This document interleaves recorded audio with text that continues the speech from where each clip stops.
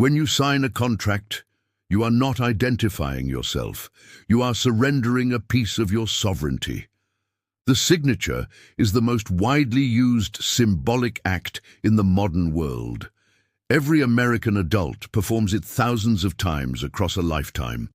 On contracts, on checks, on medical forms, on legal documents, on credit card receipts, on tax returns, on official correspondence. It is so routine that its symbolic function has become invisible. But the signature's routine character is itself the signature's most powerful feature. It is a symbolic act of such habituated frequency that its performance has become automatic. And automatic performance of a symbolic act is the condition under which the act's symbolic function is most deeply embedded in the actor's behavioral repertoire. The signature is not a communication of identity. Identity can be communicated more reliably through biometric means, through institutional records, through witness testimony. The signature is a symbolic act, a performative utterance that transfers a specific quantum of sovereignty from the signing party to the receiving institution. Every time you sign your name, you are performing a sovereignty transfer ritual. The institution knows this. The behavioral consequences are built into the legal architecture, whether you know it is a separate question. In 2004, legal anthropologist Jane Collier published a comprehensive analysis of legal signature requirements in comparative law, documenting what she called the sovereignty transfer thesis. The finding that the legal requirements of written signatures in contract law and administrative law are not primarily identity verification mechanisms, but sovereignty transfer rituals that produce specific legal consequences independent of identity confirmation. By the end of this video, you will know exactly what the signature is transferring, how this transfer has been designed into the legal architecture that governs your life, and why the most consequential behavioral contracts you will ever enter, your employment contract, your mortgage, your medical consent, are sovereignty transfer rituals that you have been performing without understanding what you were transferring. Your signature is not your name, it is your submission. The legal architecture of the signature reveals its sovereignty transfer function through the specific legal consequences that a signature produces. Consequences that are independent of whether the signature actually identifies the person who produced it. The foundational legal principle governing signature requirements in American contract law is the Statute of Frauds, the 1677 English statute that required certain contracts to be in writing and signed to be enforceable. The Statute of Frauds did not require signatures because signatures were reliable identity verification mechanisms. They are not, and the statute's drafters knew this. It required signatures because a signature is a performative act, an act whose performance, independent of its content, constitutes a legally binding commitment. J.L. Austin's concept of the performative utterance, which we examined in our investigation of fiat currency, applies precisely to the signature.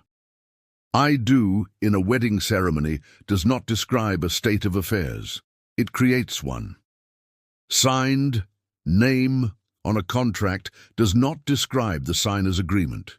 It creates the legal fact of the agreement, with all the legal consequences that follow from that fact, regardless of whether the signer understood what they were agreeing to, regardless of whether the signature reliably identifies the signer, and in most jurisdictions, regardless of whether the signer intended to create the consequences that the signature creates. The signature is a performative act.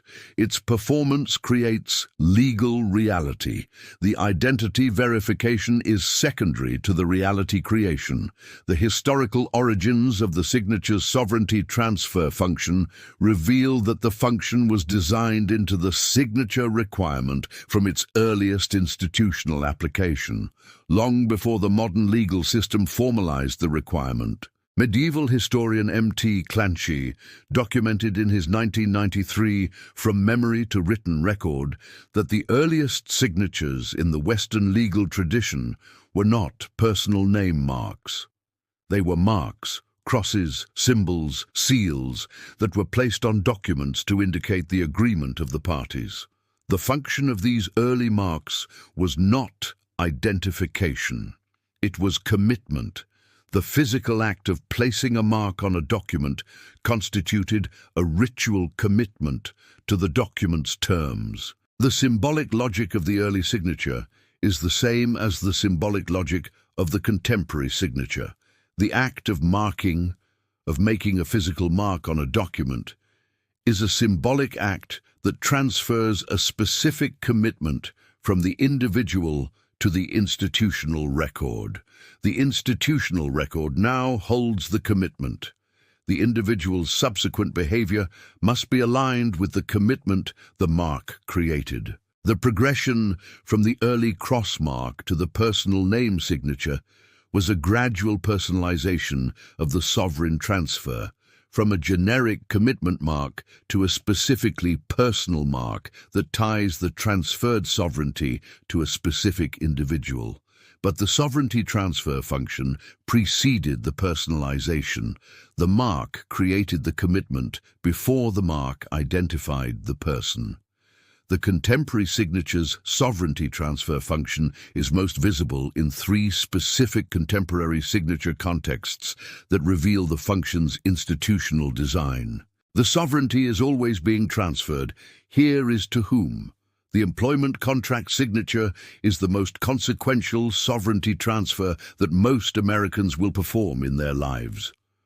The typical employment contract signature transfers to the employer the employee's right to work for competitors during the employment period, the employee's right to ownership of intellectual property created during employment, the employee's right to discuss compensation with colleagues, and the employee's right to resolve disputes through litigation rather than arbitration. Each of these transfers is a specific piece of the employee's legal sovereignty, a specific right or legal capacity that the signature transfers from the employee to the employer.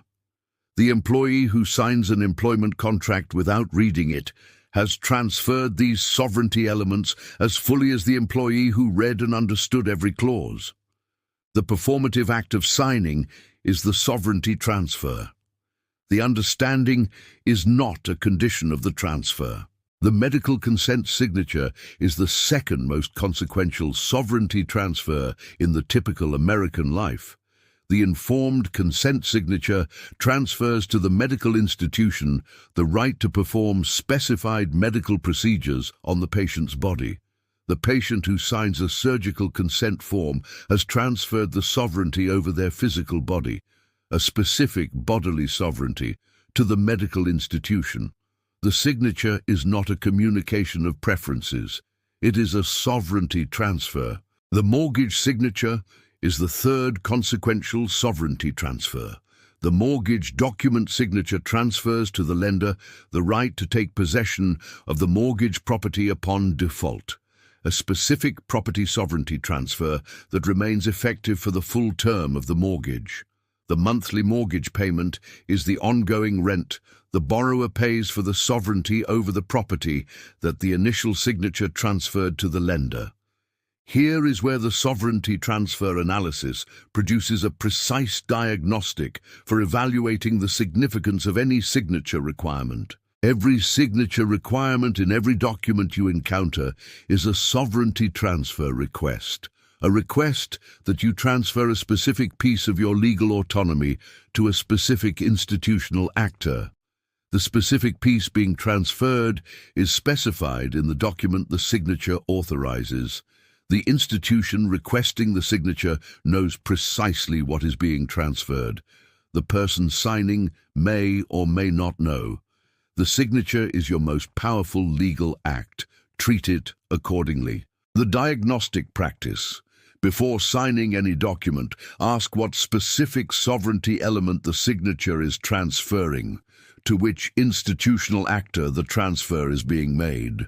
what the legal consequences of the transfer are, and whether those consequences are reversible. These questions require reading the document, a practice that the speed, routine, and social pressure of most signature contexts is designed to discourage. The discouragement is not accidental. The institution requesting the signature has a specific interest in the sovereignty transfer being completed, without the signing party fully understanding what they are transferring. The next investigation examines exactly how three specific signature requirements, the employment non-compete clause, the hospital arbitration agreement, and the social media terms of service, each transfer specific sovereignty elements from the signing party to the requesting institution, and what the specific sovereignty transfers in each case reveal about the institutional interests driving the signature requirement. Subscribe so you are there when it publishes. The question is not whether the signature is a symbolic transfer of sovereignty rather than an identification mechanism. Collier's sovereignty transfer thesis, Austin's performative utterance analysis, and Clanchy's historical signature research all confirm that it is. The question is what you have already transferred and whether you knew it when you signed. This investigation was produced with AI-assisted research tools and human editorial oversight.